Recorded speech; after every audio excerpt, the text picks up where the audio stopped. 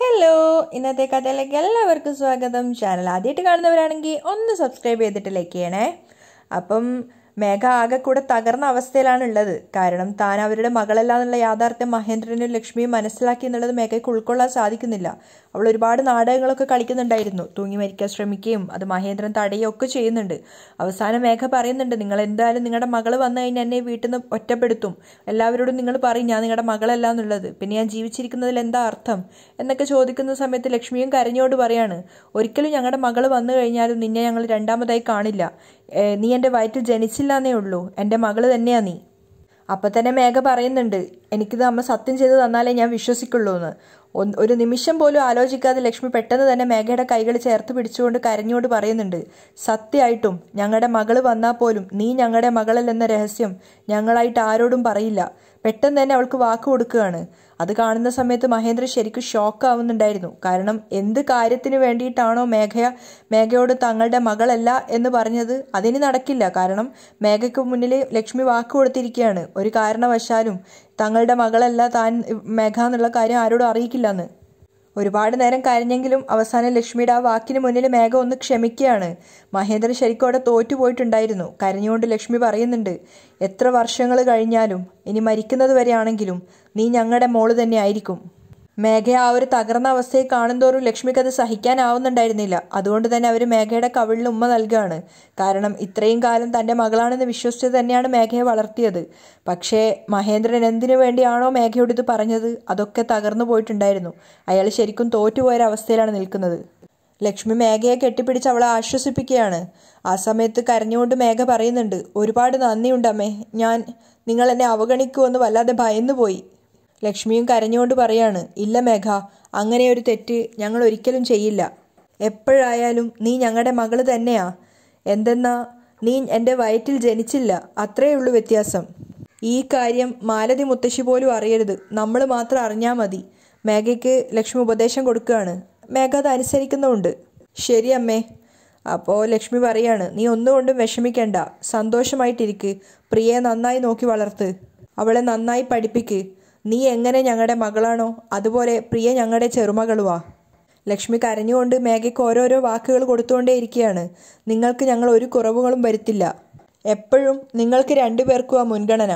മേഘയുടെ കൈകൾ ചേർത്ത് പിടിച്ചുകൊണ്ട് ലക്ഷ്മി വാക്ക് കൊടുക്കുന്ന സമയത്ത് മേഘ പൊട്ടിക്കരയാണ്. പക്ഷേ ഇനിയൊന്നും ചെയ്യാനില്ലാത്ത അവസ്ഥയിൽ ആകെ തകർന്നു പോയിട്ടുണ്ടായിരുന്നു മഹേന്ദ്രൻ.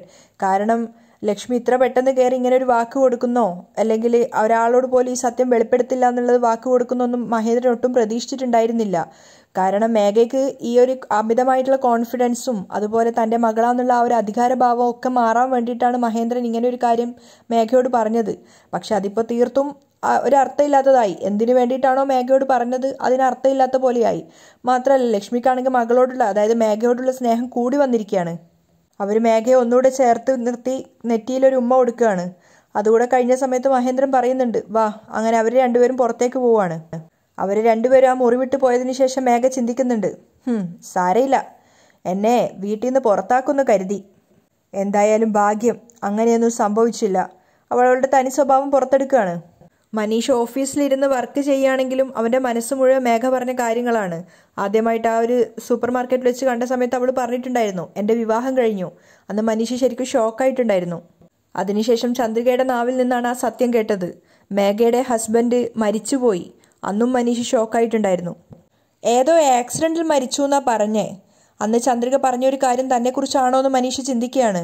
മാത്രമല്ല അവൻ ആലോചിക്കുന്നുണ്ട്, മേഘ എന്തൊക്കെയോ തന്നിൽ നിന്നും മറക്കാൻ ശ്രമിക്കുന്നുണ്ട്. അവളുടെ ഒളിച്ചുകളി കാണുമ്പോൾ പ്രിയ എൻ്റെ കുഞ്ഞാണെന്ന് തോന്നുന്നു. എന്തിനാ മേഘ എന്നോട് സത്യം മറക്കുന്നത്? എന്നെ ജീവനെ പോലെ സ്നേഹിച്ചവൾ എന്തിനായിരിക്കും ഇപ്പോൾ എന്നോട് കള്ളം പറയുന്നത്? ഒരുപാട് സംശയങ്ങളാണ് മനീഷിൻ്റെ ഉള്ളിൽ വന്നുകൊണ്ടിരിക്കുന്നത്. ആ സമയത്ത് തന്നെയാണ് മനീഷിനെ മേഘ കോൾ ചെയ്യുന്നത്. ഒരു മിനിറ്റ് എൻ്റെ ക്യാബിനിലേക്കൊന്ന് വരാമോ? ശരി. മനീഷ് പെട്ടെന്ന് തന്നെ മേഘയുടെ ക്യാബിനിലേക്ക് പോവാണ്.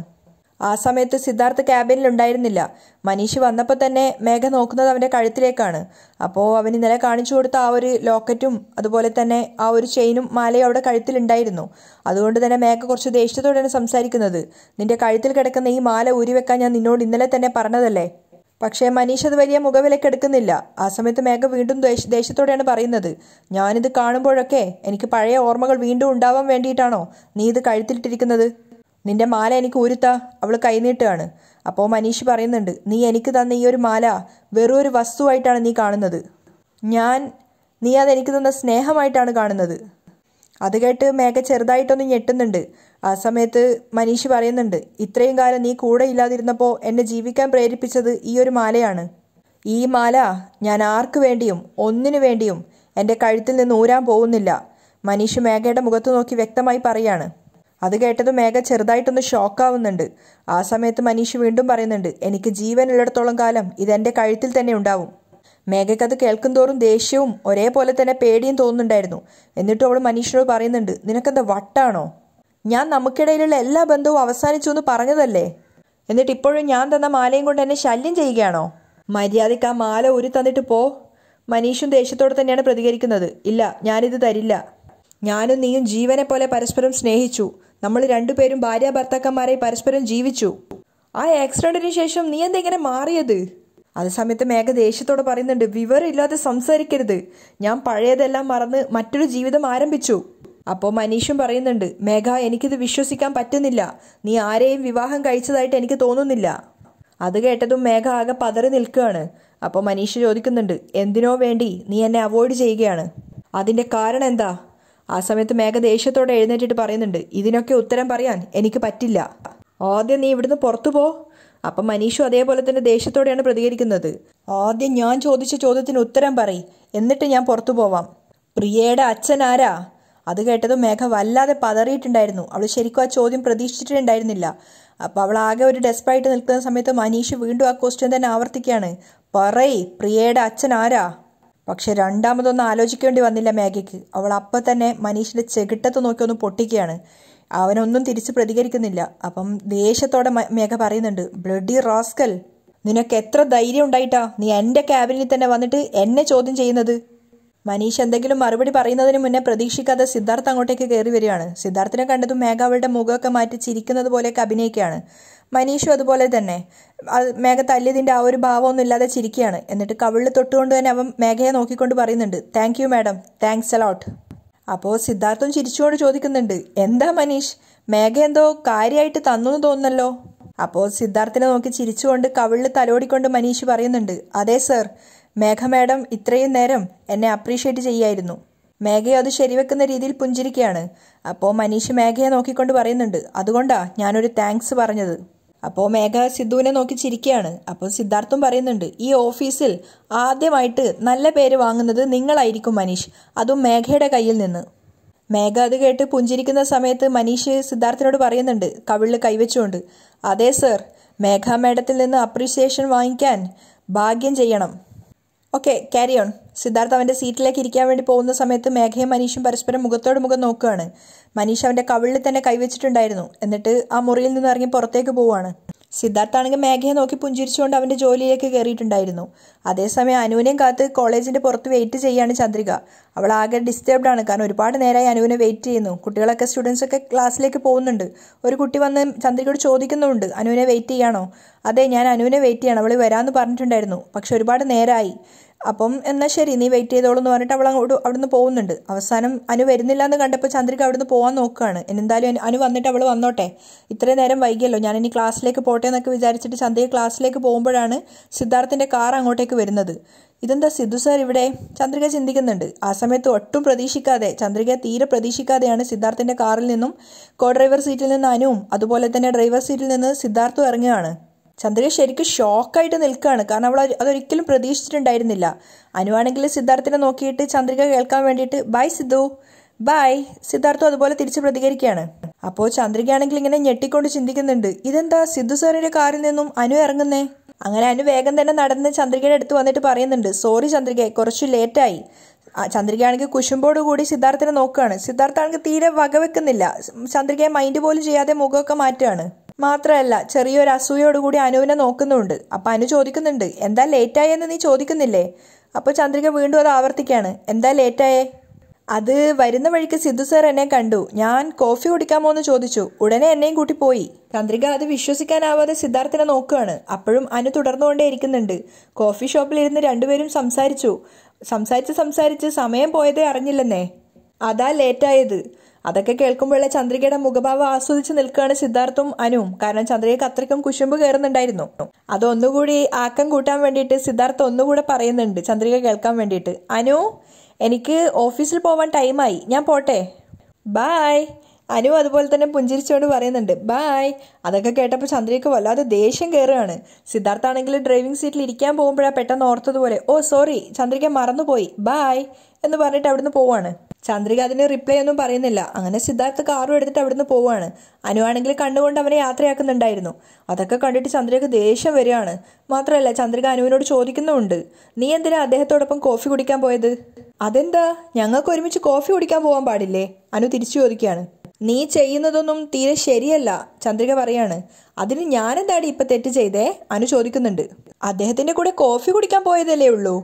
അപ്പോഴേക്കും ചന്ദ്രികയുടെ മുഖമൊക്കെ മാറുന്നത് അനു ശ്രദ്ധിക്കുന്നുണ്ടായിരുന്നു. അതുകൊണ്ട് തന്നെ അനു പറയുന്നുണ്ട്, നോക്ക് ചന്ദ്രികേ, നീ അദ്ദേഹത്തെ സ്നേഹിക്കുന്നൊന്നുമില്ല, കല്യാണം കഴിക്കാനും പോകുന്നില്ല. അപ്പൊ പിന്നെ അദ്ദേഹം ആരെ കണ്ടാലും ഇടപഴകിയാലും നിനക്കെന്താ? നീ അത് കാഷ്വലായിട്ട് എടുക്കേണ്ടതല്ലേ? അപ്പോ ചന്ദ്രിക പറയാണ്, ഒരു പ്രായപൂർത്തിയായ പെൺകുട്ടി വിവാഹത്തിന് മുമ്പ് ഒരു അന്യപുരുഷനൊപ്പം കറങ്ങി നടക്കുന്നതും പുറത്തു പോകുന്നതും ഒക്കെ തെറ്റാ. അപ്പൊ അനുവും വിട്ടുകൊടുക്കുന്നില്ല. നീ ഒരു പഴഞ്ചൻ ഗ്രാമത്തിൽ നിന്ന് വന്നതാണെന്ന് ഇടയ്ക്കിടയ്ക്ക് തെളിയിക്കുന്നുണ്ട്. സിറ്റിയിലുള്ള പെൺകുട്ടികളൊന്നും അങ്ങനെയല്ല ചന്ദ്രികയെ. വിവാഹത്തിന് മുമ്പ് നന്നായി ഇടപഴകി മനസ്സിന് ഇഷ്ടപ്പെട്ടാലേ അയാളെ വിവാഹം കഴിക്കൂ. അല്ലെങ്കിൽ ഒരു ടാറ്റ ബൈ ബൈ പറഞ്ഞ് ഒരു ഫ്രണ്ടായി അങ്ങ് പിരിഞ്ഞു പോവും. നീ ഇതൊക്കെ എന്നാ മനസ്സിലാക്കുക? ശരി, വാ നമുക്ക് ക്ലാസ്സിലേക്ക് പോവാം. അവർ രണ്ടുപേരും ക്ലാസ്സിലേക്ക് നടക്കുന്ന സമയത്ത് അനു നല്ല സന്തോഷത്തിലാണ്. പക്ഷെ ചന്ദ്രിക ആകെ മൂഡ് ഓഫ് ആണ്. അവൾ ചിന്തിക്കുന്നുണ്ട്, എന്നാലും ഇവളുടെ കൂടെ എന്തിനാ കോഫി കുടിക്കാനൊക്കെ സിദ്ധാർത്ഥ് സാറ് പോയത്? ചന്ദ്രിക ആകെ ഡിസ്റ്റർബ്ഡ് ആണ്. അത് നന്നായിട്ട് അനു എൻജോയ് ചെയ്യുന്നുണ്ടായിരുന്നു. അതേസമയം ചന്ദ്രൻ മേഘയെ വെയിറ്റ് ചെയ്ത് നിൽക്കുകയാണ്. ഒരുപാട് നേരമായി അയാൾ പാർക്കിൽ മേഘയെ വെയിറ്റ് ചെയ്യുന്നു. അവസാനം അയാൾ മേഘയെ വിളിച്ചിട്ട് പറയുന്നുണ്ട്, മോളെ ഞാനിവിടെ പാർക്കിൽ നിന്നെ വെയിറ്റ് ചെയ്ത് നിൽക്കുകയാണ്. മേഘയും പറയുന്നുണ്ട്, അച്ഛൻ ഞാൻ അങ്ങോട്ടേക്ക് വന്നുകൊണ്ടിരിക്കുകയാണ്, കുറച്ചു നേരം കൂടി ഇപ്പം എത്തും. ചന്ദ്രന്റെ അരികിലെത്തിയ സമയത്ത് അദ്ദേഹത്തെയും കൂട്ടിക്കൊണ്ട് മേഘ അവിടെ ഒരു സോഫയിൽ പോയി ഇരിക്കുകയാണ്. ആ സമയത്ത് അവൾ കരയുന്നുണ്ടായിരുന്നു. അപ്പോൾ അവളെ തന്നെ നോക്കിക്കൊണ്ട് ചന്ദ്രൻ ചോദിക്കുന്നുണ്ട്, എന്താ മേഘ മോളെ, നീ എന്തിനാ കരയുന്നത്? എന്തെങ്കിലും പ്രശ്നമുണ്ടോ? എന്തായാലും അച്ഛനോട് പറ മോളെ. അപ്പോൾ കരഞ്ഞുകൊണ്ട് തന്നെ മേഘ പറയാണ്, എന്താണോ നടക്കാൻ പാടില്ലാത്തത് അത് നടന്നു അച്ഛാ. എന്താ മോളെ നീ പറയുന്നേ? അപ്പോൾ മേഘ പറയുന്നുണ്ട്, അതെ അച്ഛാ, ഞാൻ മഹേന്ദ്രൻ്റെ ലക്ഷ്മിയുടെയും മോളല്ലെന്നുള്ള കാര്യം അവർക്ക് മനസ്സിലായി. അത് കേട്ട് ചന്ദ്രനെ ഒന്ന് ഷോക്കാവുന്ന സമയത്ത് മേഘ പറയുന്നുണ്ട്, ഇന്നലെ എന്നെ വിളിച്ച് നീ ഞങ്ങളുടെ മകളല്ലെന്ന കാര്യം എന്നോട് പറഞ്ഞു അച്ഛാ.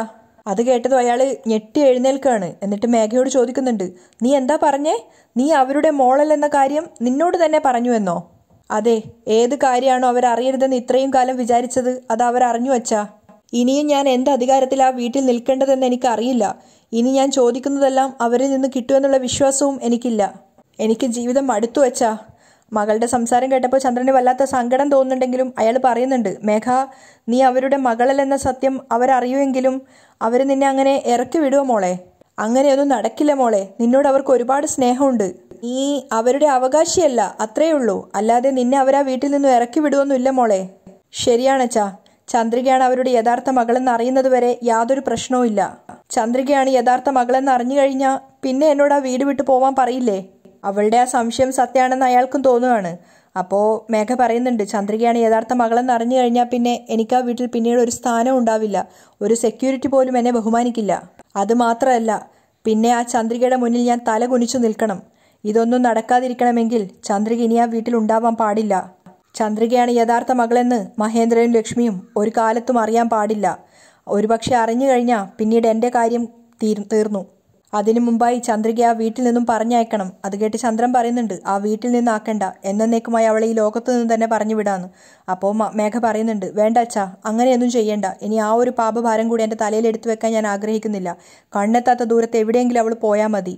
മാത്രമല്ല, എനിക്ക് സിദ്ധാർത്ഥിൻ്റെ ഭാര്യയായിട്ട് ജീവിക്കണം. പിന്നീട് സിദ്ധാർത്ഥ് ഭാര്യയായി കഴിഞ്ഞാൽ പിന്നെ എനിക്ക് പേടിക്കേണ്ട ആവശ്യമില്ല. ആ വീട്ടിലെ എല്ലാ അവകാശത്തോടും മരുമകളായിട്ട് എനിക്ക് ജീവിക്കാം. പിന്നീട് എന്നെ ആരും അവിടുന്ന് ഇറക്കി വിടുന്നുള്ളൊരു പേടിയും വേണ്ട. അതിന് ചന്ദ്രിക അവിടുന്ന് പോയേ പറ്റൂ. അപ്പോൾ ചന്ദ്രൻ മകൾക്ക് വാക്ക് കൊടുക്കുകയാണ്, തീർച്ചയായിട്ടും ചന്ദ്രികയെ നിന്റെ ജീവിതത്തിൽ നിന്നും അതുപോലെ തന്നെ ആ വീട്ടിൽ നിന്നും ഞാൻ എന്നേക്കുമായിട്ട് മാറ്റുമെന്നുള്ള വാക്ക് കൊടുക്കുന്നുണ്ടായിരുന്നു. ആ ഒരു പ്രതീക്ഷയിലാണ് മേഘ അവിടുന്ന് പോകുന്നത്. അതിനുശേഷം അവൾ ഒന്നുകൂടെ തിരിഞ്ഞിട്ട് അച്ഛനോട് പറയുന്നുണ്ട്, എന്ന് ഞാൻ മഹേന്ദ്രൻ്റെയും ലക്ഷ്മിയുടെയും മകളല്ലെന്ന സത്യം അവർ തിരിച്ചറിഞ്ഞുവോ, അതിനുശേഷം ആ വീട്ടിലെ എൻ്റെ എല്ലാ അധികാരവും നഷ്ടപ്പെട്ടു എന്നാണ് അതിൻ്റെ അർത്ഥം. ഞാൻ ആ വീട്ടിൽ വീണ്ടും അധികാരത്തോടെ ഇരിക്കണമെങ്കിൽ സിദ്ധാർത്ഥിനെ വിവാഹം കഴിക്കണം. അപ്പോൾ ചന്ദ്രൻ മകൾക്ക് വാക്ക് കൊടുക്കുന്നുണ്ട്, നിന്റെ ഈ ആഗ്രഹം അച്ഛൻ നിറവേറ്റി തരാം മോളെ, നീ ഒന്നുകൊണ്ടും വിഷമിക്കേണ്ട. ആ ഒരു ശുഭപ്രതീക്ഷയിലാണ് മേഘ അവിടുന്ന് പോകുന്നത്. അവിടെയാണ് ഇന്നത്തെ എപ്പിസോഡ് വൈൻഡപ്പ് ചെയ്യുന്നതും.